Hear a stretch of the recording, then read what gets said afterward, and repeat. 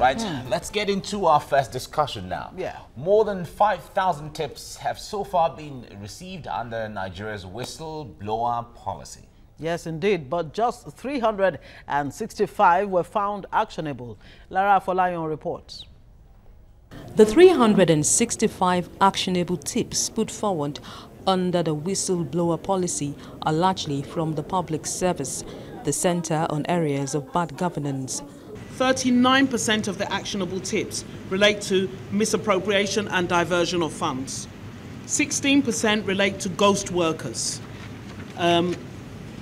Illegal recruitment and embezzlement of funds intended for personnel emolument accounted for 15%, violation of TSA 13%, and contract inflation, violation of the Procurement Act, failure to carry out projects for which funds were released account for 9%. And then other common tips relate to non-remittance of pension and NHIS deductions, and others include concealed bailout funds and embezzlement of funds from donor agencies. 325 million naira has been paid as reward for disclosures leading to recovery of stolen funds or assets. Those already violated for making disclosures are encouraged to seek redress.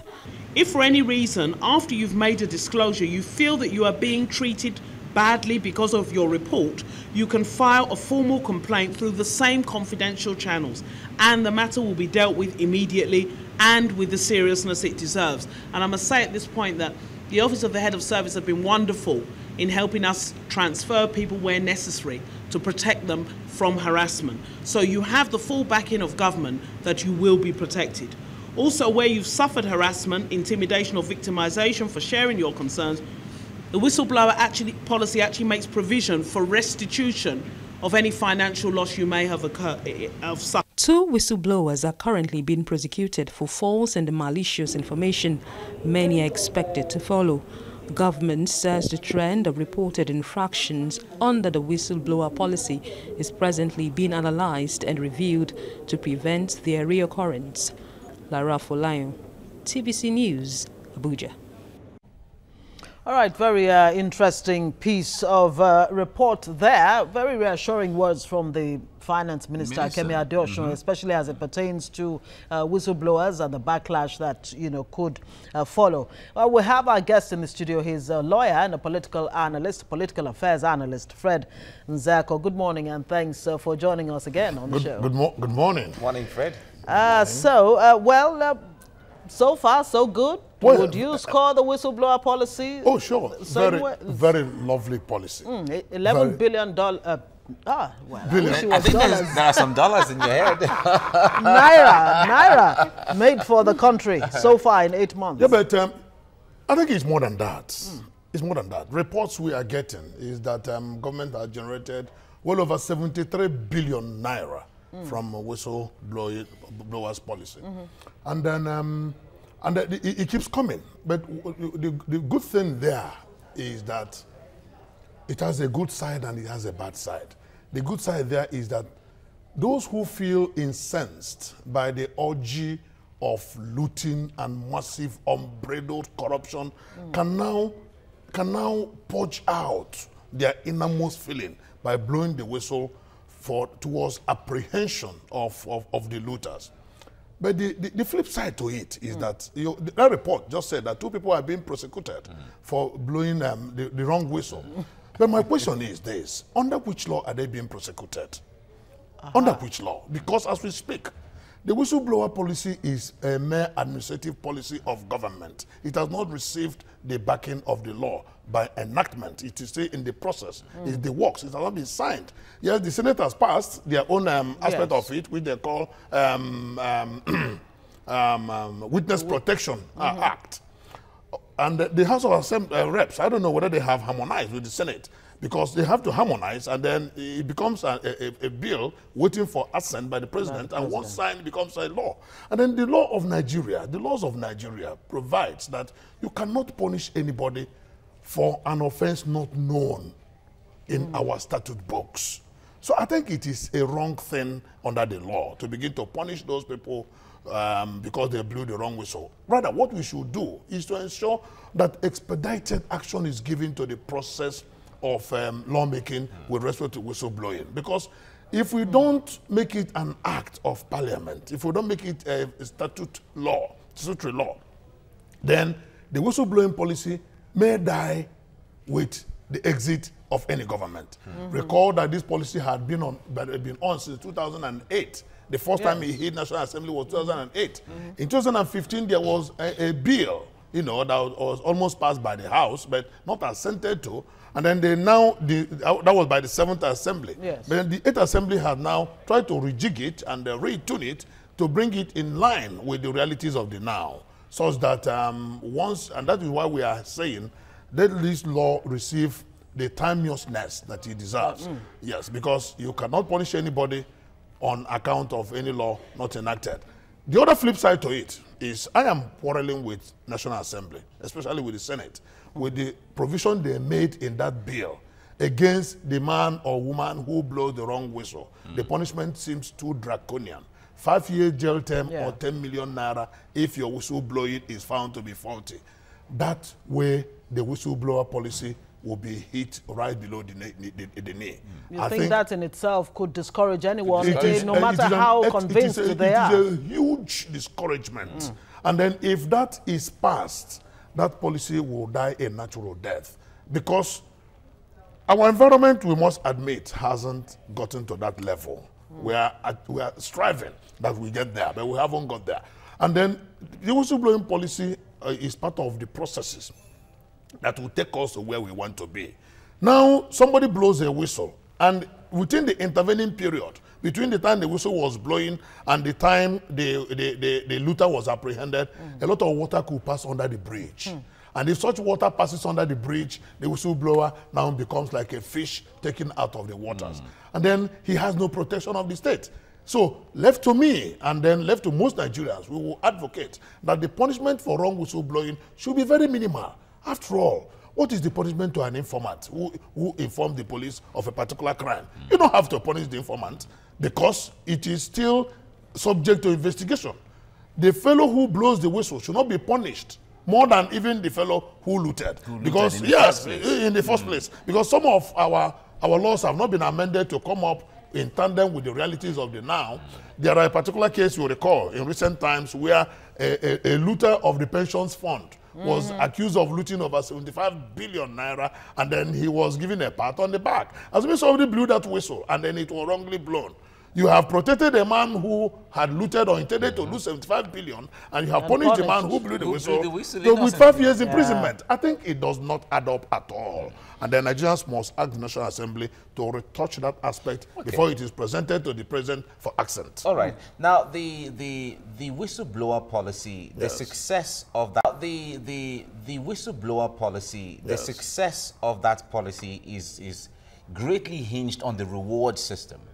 On the reward that now there are some of the aspects of the whistleblowing process that may not necessarily be tied to cash or money. For instance, you talked about the issue of ghost workers. Exactly.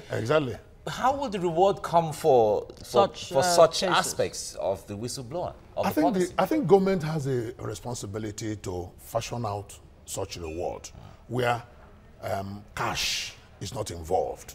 Because apart from the ghost worker, there was a time the National Security Advisor contended with the idea of using the whistleblower policy to mop up small arms and light ammunition all around the country. Because the fear is that Nigeria is so heavily militarized, even in there are so much arms in the hands of the wrong people. So much. And that is why this security is so high. So the National Security Advisor mooted the idea that they could use whistleblower policy to mop up, whereby if a man has an arm somewhere, the whistle could be blown, and then the security agencies will approach the fellow. As far as it is not a licensed ammunition or arm, then it can be recovered. So how is such a person rewarded? That particular one, how will such a person be rewarded? It is in line with the same person who had blown the whistle on ghost worker. Government has to find a way of giving fiduciary reward. Because Jeremy Bentham will always tell you in his treatise that reward and punishment system is what balances the polity.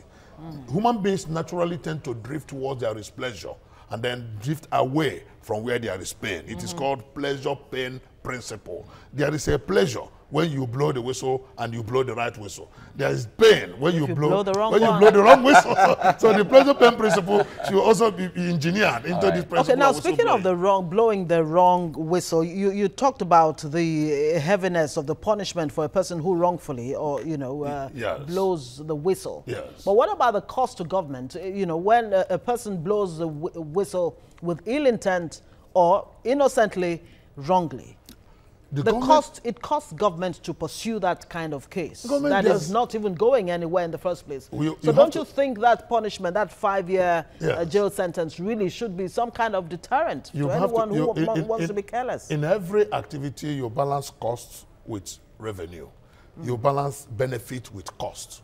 If you are looking at cost to government, what of the benefit to government? And then what of the social benefit it has in the minds of the people that for every wrong thing I'm doing, somebody may be watching me. So that is huge benefit. So not only that there's financial benefit, there is social benefit. And there is also benefit in the system whereby the anti-corruption war of the government will be sustained. And then we'll continue to clean up the system. And then overall, there will be national development, there will be human capital development, and then it will be pleasure for all. So if you balance the cost against the benefit, you'll find that the benefit far outweighs the cost. Meanwhile, what is even the cost to government, if you may ask? The security agencies are there, paid by taxpayers' money to conduct investigations. Investigation does not mean persecution.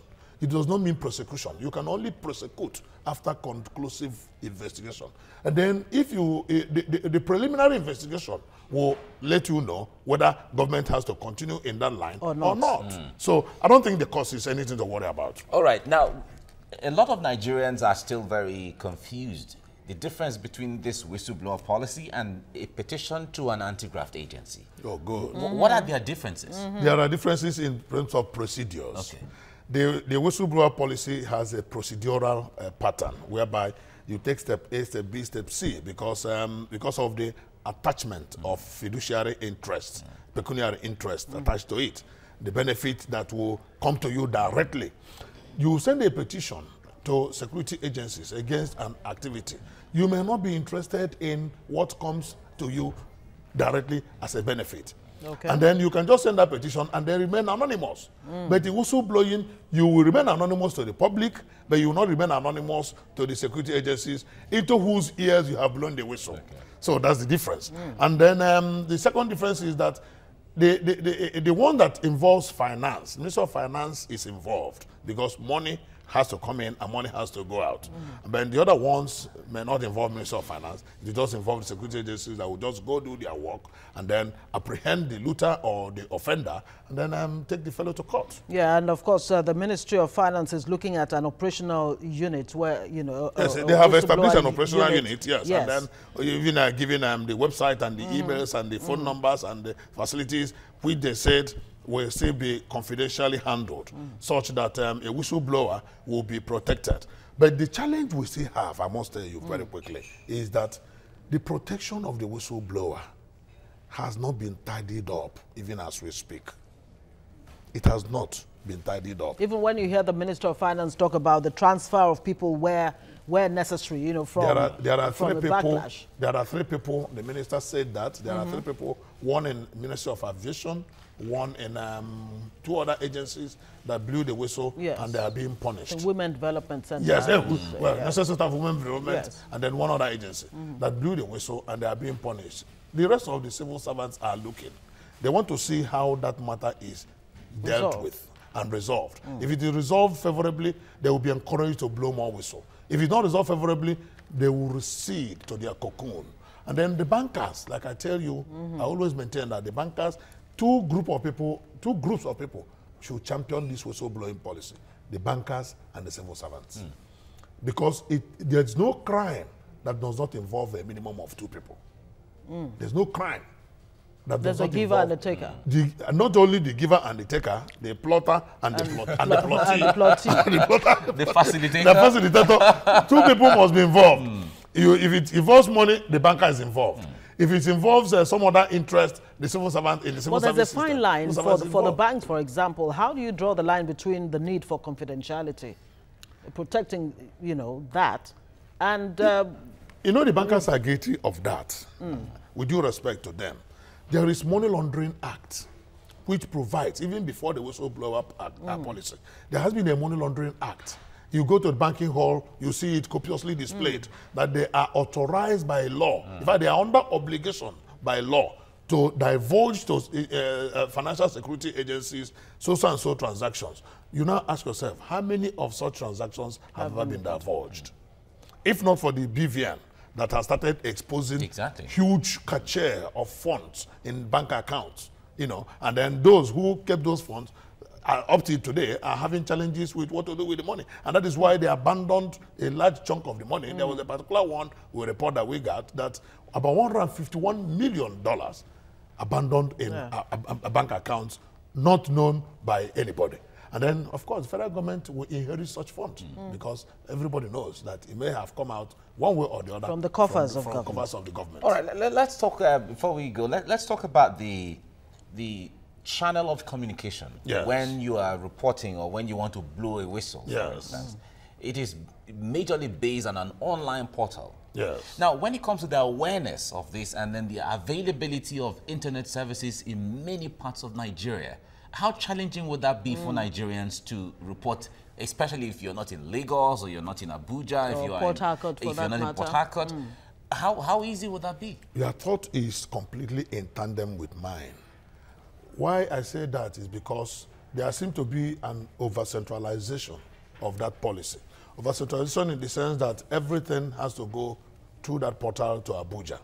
And then we have been championing and asking that even the states should adopt this policy. There has to be a mechanism whereby even the man in the remotest part of the village who knows that his cousin, I want to use that fellow, that his cousin who had little or nothing and then suddenly had an appointment in government and came back few months or even a few months after to build a mighty mansion tucked away in the village. And oppressing everybody. And then oppressing everybody. So he has a responsibility to blow the whistle. But just like you said, through which channel is he going to do that? Yeah. So government has also a role to play there by bringing it down to the people. Just the same way that we are saying that the people must personalize and internalize and own it and own the anti-corruption war. They should own the whistleblowing process. And by so doing, the poor man in the village may become the rich man tomorrow. On account of whistleblowing. Whistleblowing policy. All right, Fred Nzeko, thank you very much for coming on the program this morning. Many thanks. You so much. Many thanks. Right. We'll take a short breather.